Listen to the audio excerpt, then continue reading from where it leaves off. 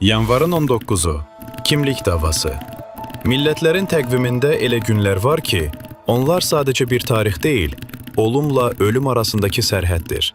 Qafqazın müasir tarixində heç bir gün 1990-cı ilin 19-cu yanvarı qədər kimlik, məzhəb və siyasət yükünü çiyinlərində daşımır.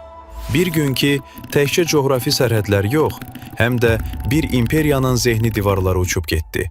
Bəs niyə bu tarixi gün, bu gün iki fərqli baxış arasında səssiz bir döyüş meydanına çevrilib? 1989-cu ilin qışı.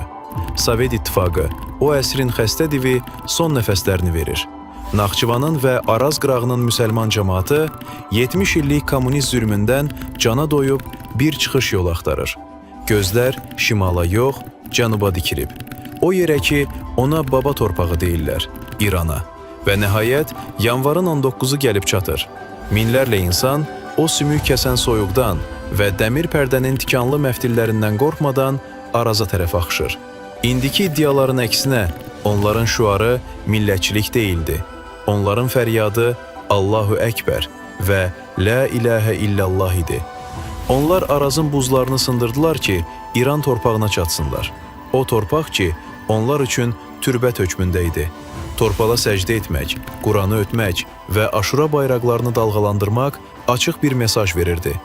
70 illik Allahsızlıq Əhl-i-Beyt sevgisini Qafqazın ürəyindən silib ata bilməmişdi. Bu əslə qayıdış Kreml üçün dəhşətli bir həyəcan siqnalı idi. İslam inqilabının Qafqaza sıçramasından qorxan Moskva buna dəli kimi reaksiya verdi. Cəmi 24 saat sonra Qızıl Ordunun tankları Bakıya girdi və Qara Yanvar ya da Yanvarın 20-si faciəsi törədildi. Moskvanın bəhanəsi fundamentalizmi əzmək olsa da, əsl hədəf Sovet zindanının divarını sındıran xalqı cəzalandırmaq idi. Amma söhbət bununla bitmədi. Müstəqillikdən sonra yeni bir savaş başladı. Təqvimlər savaşı. Bakının yeni hakimiyyəti böyük bir çətinliklə üz-üzə idi. Yanvarın 19-u həddindən artıq İslami və həddindən artıq İrani idi. Çıxış yolu nə idi? Tarixi mühəndislik. Onlar dekabrın 31-nin, yəni yeni il gecəsini ortaya atıb, adını Dünya Azərbaycanlının həmrəyliyi günü qoydular. Bu dəyişikliyin hədəfi aydın idi. 1.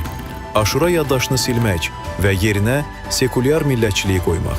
2. Qibləni İrandan qərbə və dünya diasporuna tərəf çevirmək. Bugün yanvarın 19-u təkcə bir tarix deyil, mədəni mühəndislik qatları altında gizlədilmiş bir həqiqətin simvoludur. O həqiqət ki, kimlik köklərinin siyasi sərhədlərdən daha dərin olduğunu göstərir.